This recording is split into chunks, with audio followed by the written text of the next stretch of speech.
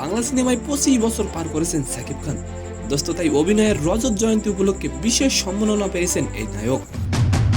এছাড়া হয়েছেন বছরের সেরা চলচ্চিত্র অভিনেতা।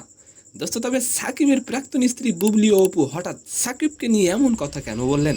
সেকেন্ড নিউজটি থাকবে দোস্ত এবিডি ভিলিয়ার্স দুনিয়ার সেরা মারকুটে ব্যাটারদের একজন। এবিডি ভিলিয়ার্স ওডিআইতে মাত্র 16 বলে 50 করেছিলেন। দোস্তর এবার এই রেকর্ডটিও ভেঙে দিলেন ওয়েস্ট ইন্ডিজের একজন ব্যাটার। তো আশা করি নিউজ দুটি জানতে অবশ্যই ভিডিওটি সম্পূর্ণ দেখবেন। দোস্ত সাকিব খানের তুফান সিনেমার সাফল্যের পর চলতি বছরের ঈদে মুক্তি পেয়েছিল সাকিবের বরবাদ সিনেমা। আমার ফিউচার নিয়ে ভাবি না। বরবাদের রেশ না কাটতেই আসন্ন ছবি তাণ্ডবের ফোরকাস্টে কাবু হয়ে গেছেন দর্শক।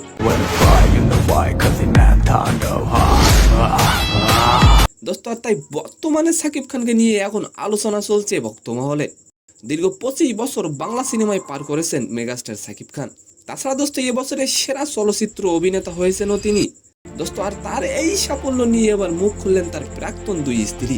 সাকিবের তাণ্ডব সিনেমা কি পারবে বরবাদকে হারিয়ে দিতে? অবশ্যই আপনি কমেন্ট করে যাবেন।